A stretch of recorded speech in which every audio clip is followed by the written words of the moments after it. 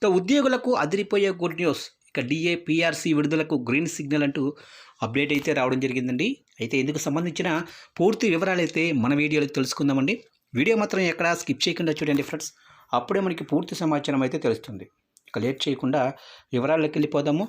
ఇక ఆంధ్రప్రదేశ్లో ఉద్యోగులు ఎప్పటి నుంచో ఎదురు చూస్తున్న తీపి కబురు రానే వచ్చేసింది.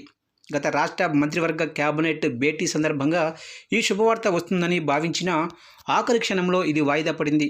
కానీ ఇప్పుడు దీపావళి పండుగ సందర్భంగా ఈ గుడ్ న్యూస్ చెప్పాలని కూటమి ప్రభుత్వం భావిస్తుంది.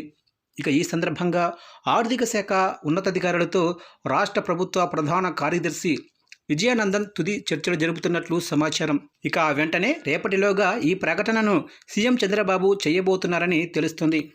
ఇక వైసీపీ సర్కారు తరహాలోనే రాష్ట్రంలో కూటమి ప్రభుత్వం ఏర్పాటైనా కూడా ఉద్యోగుల బకాయిలు అలాగే ఉన్నాయి.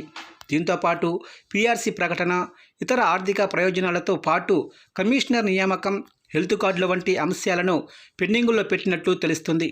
ఇక ఇలాంటి వాటిపై ఉద్యోగుల్లో అసంతృప్తి అంతకంతకు పెరుగుతూనే ఉంది. వీటన్నింటినీ దృష్టిలో ఉంచుకొని దసరా సందర్భంగా వాటిని ప్రకటించాలని ఉద్యోగులు డిమాండ్ చేసినా ప్రభుత్వం నుంచి స్పందన రాలేదు.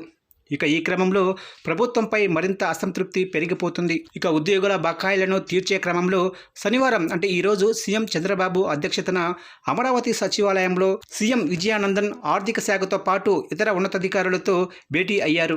ఉద్యోగులకు పెండింగుల్లో ఉన్న బకాయిలపై చర్చించగా 5 బకాయిలు ఉన్నట్లు తేల్చారు. దీంతోపాటు పీఆర్సీ ప్రకటన, అది లేకపోతే కనీసం ఐఆర్ ప్రకటన చేయాల్సిందేనని ఉద్యోగులు ఈ సందర్భంగా ప్రభుత్వాన్ని కోరుతున్నారు. ప్రస్తుతం ఆర్థిక శాఖతో సీఎం చంద్రబాబు చర్చలు జరుపుతున్నారు.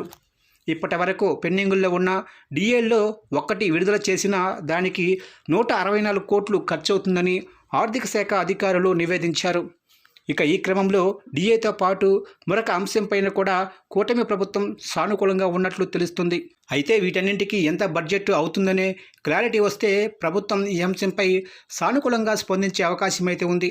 ఇక ఈ వివరాలను అధికారులు రేపటిలోగా సీఎం చంద్రబాబుకు సమర్పిస్తారు. ఈ క్రమంలో దీపావళికి ముందే ఈ శుభవార్త ఉద్యోగుల చెవున పడే అవకాశం అయితే కనిపిస్తుంది.